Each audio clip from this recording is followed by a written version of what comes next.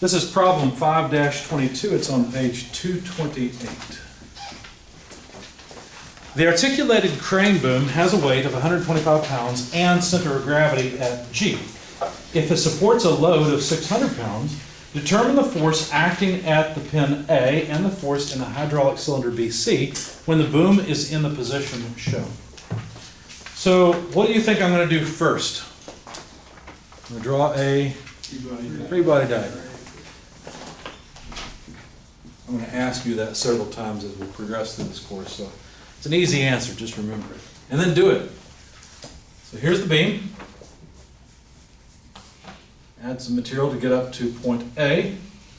Put point B where it belongs. Notice there's a load weight of 600 pounds. And there's also a beam weight. And where's that beam weight applied? Oh, that's over at 4 feet. Okay. So G is somewhere like that. And it's a weight of the beam equal to 125 pounds. And by the way, that's over at, that's not going to work. Let me do it this way. 4 feet. So far, the only thing I've added to this are 2 externally applied loads. Well, gravitational load and a carried load. Now at A is a pin. One of the things that you might think you should do, maybe you should, maybe you shouldn't, once you get used to statics, is you might say, well, wait a second. Point A is being pushed or pulled by a member, a link. And most of these members are going to be two-force members, so shouldn't I align the direction of the force at A along the link? Well, notice they didn't tell us the angle of the link, and we don't see anything about how that link is supported. So what I did is I went ahead and broke this up into 2 components, an AX and a Y component. Because I don't know the angle of it. And the angle is not necessarily 40 degrees. I know it looks like it. But further, I don't know that the member connected at A is a two-force member. So I'm not sure that the force at A lies along that line. However, the hydraulic cylinder, I did go ahead and put at a 40-degree angle. Now, why is that reasonable?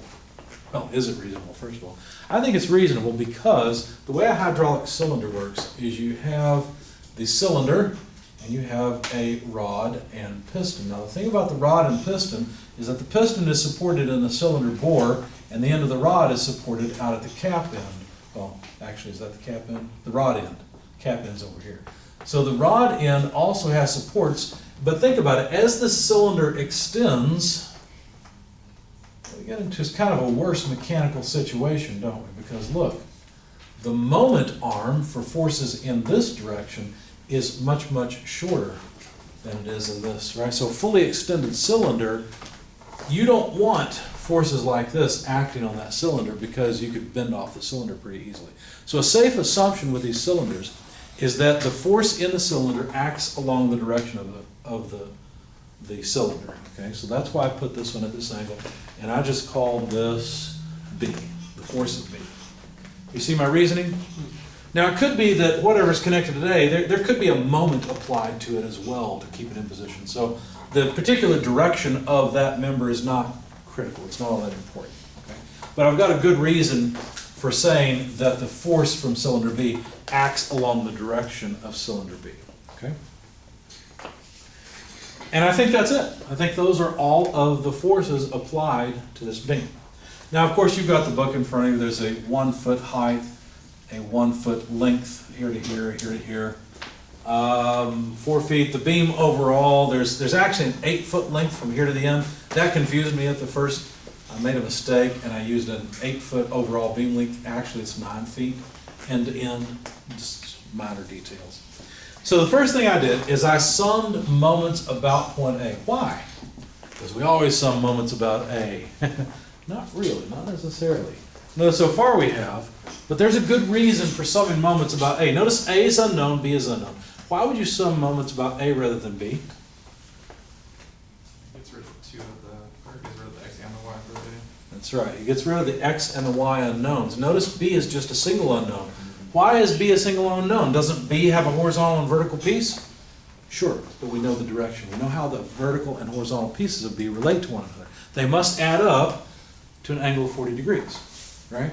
So it's much wiser to sum moments about point A than about point B or G or any other point. In fact, we wouldn't sum moments about this point because then the horizontal component of A would come into play.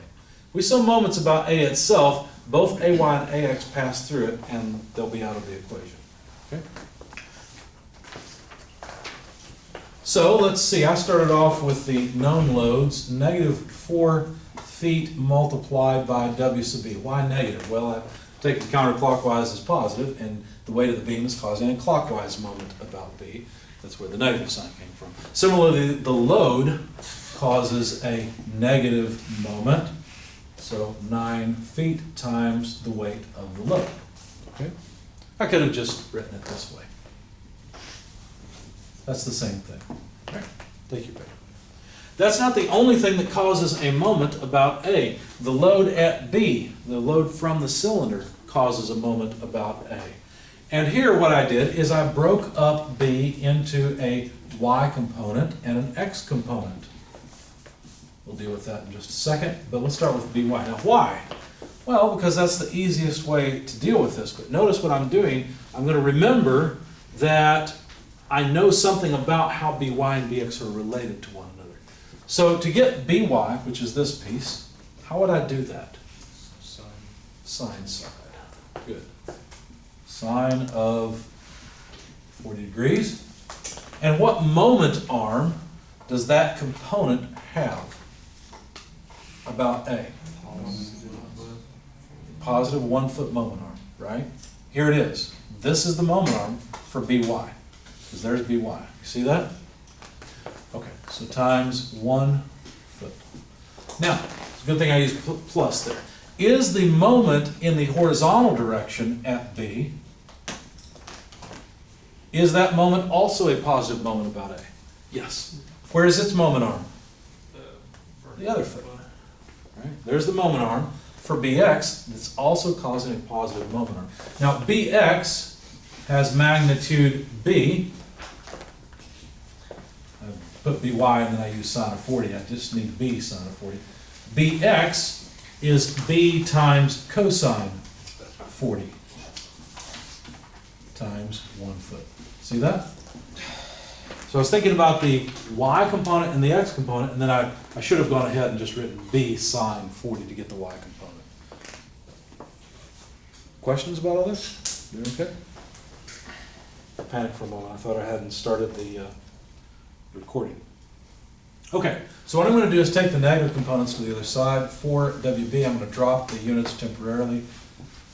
Equals B, let me pull out this B, times sine 40 degrees plus cosine 40 degrees. The 1 foot, 1 is unity, and I'm dropping my units, so I know that B will end up in pounds force, so I don't have to worry about it. Okay. So, to calculate B, all I need to do is take 4 W sub B plus 9 W sub L, technically divided by 1 foot if you like, sine 40 degrees plus cosine 40 degrees. And so, anyway, obviously WB is known, 125 pounds, WL is known, 600 pounds. So it's just a bunch of calculator buttons at that point. Comes out to about 4,187.87 pounds of force for B. So the hydraulic cylinder has to apply over 2 tons of force. It's not 2 tons of pressure. In fact, anybody know what a common pressure is in hydraulic systems?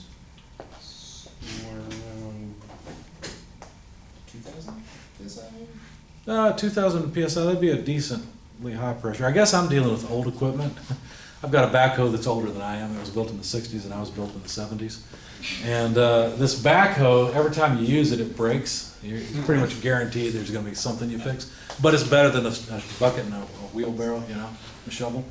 So I still use it. Anyway, so 4,188 pounds or so is the force in the cylinder at B. That's one of the things they asked us to find, but they also wanted the reactions at A, AX and AY. How will we get those? How about if we sum forces? Which sum of forces do you think would be the best one to begin with? I think the x component, because look, there's just bx and ax, isn't there? So let's sum forces in the x component direction. You get ax plus bx equals 0.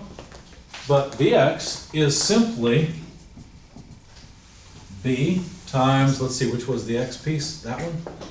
Cosine of 45, or 40 degrees, not 45 degrees. But then that's equal to the negative of ax because of the sum of forces equation, right? All I've done is taken this ax to the other side. Okay? So another way to say it is that ax equals negative b cosine 40 degrees. Now we know b is 4,100 and some odd, and so we end up with negative 3,208 pounds. What does that mean? What does that negative sign mean? I chose the wrong direction for ax. It's actually this way, right? Good. If we sum forces in the y direction, what will we get? Well, ay plus by minus wb minus wl. So ay plus by minus wb minus wl equals 0. But what we really want is ay, so it will be wb plus wl minus by. But by is the same thing as b times sine 40 degrees.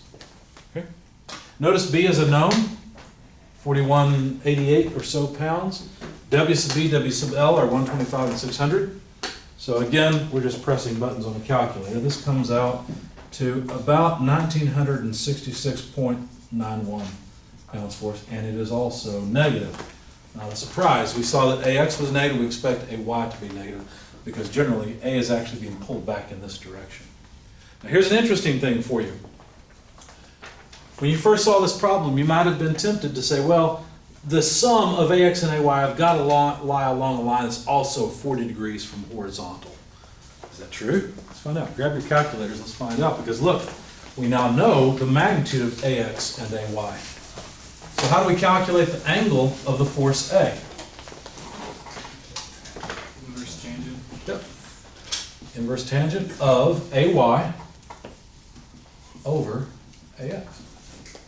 So what is the inverse tangent of, let's see, ay negative 1966.91 by x negative 3208?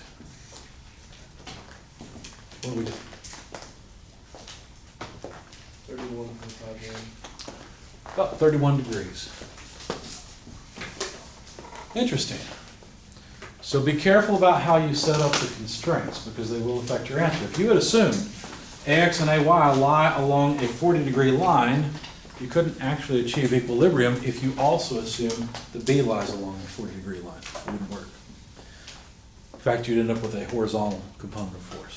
Okay? Any questions?